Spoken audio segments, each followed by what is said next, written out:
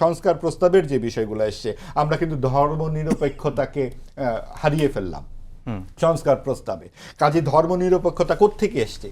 দেখুন, ৭১-এর সংবিধান, ৭১-এর যে মুক্তিযুদ্ধ এবং ৭২-এর সংবিধান, সেইখানে ছিল ধর্মনিরপেক্ষতা। বাংলাদেশ রাষ্ট্রের উৎপত্তির সাথে ধর্মনিরপেক্ষতা জড়িত।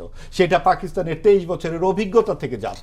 সেইটা বাদ দেওয়া হচ্ছে। ধর্মনিরপেক্ষতা শব্দটা হারিয়ে ফেলেছে, কিন্তু ধর্মের স্বাধীনতা এবং সম্প্রীতি যে শব্দটা ব্যবহার করেছে সেটা কি এক হলো? এই যে দেখুন আপনার কি লেখা, যে এখানে প্রশ্নটা দেওয়া হচ্ছে ধর্মনিরপেক্ষতা ও ধর্মীয় স্বাধীনতা ছিল, এখন দেওয়া হচ্ছে সকল সম্প্রদায়ের সহাবস্থান ও মর্যাদা যোগ করা হবে। সহাবস্থান, আপনি যখন একটি দেশে প্রায় ৯৮% বা ৯৭% একটি ধর্মের মানুষ হয়, সেক্ষেত্রে আপনি ২%, ৩%কে কি সহাবস্থান দিবেন?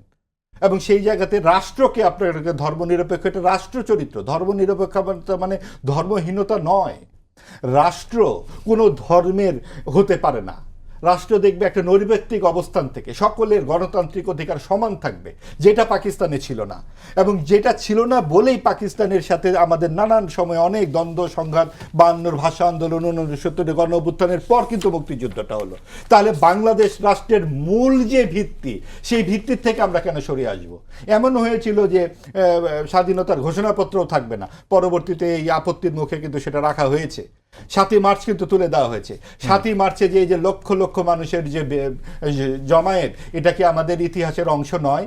আমরা এই সমস্ত কিছু ভুলে যাব? জাতীয় দিবস থেকে আপনাকে এগুলো সরিয়ে দেওয়ার এই সমস্ত ম্যান্ডেট কি এই অন্তর্বর্তীকালীন সরকারের আছে?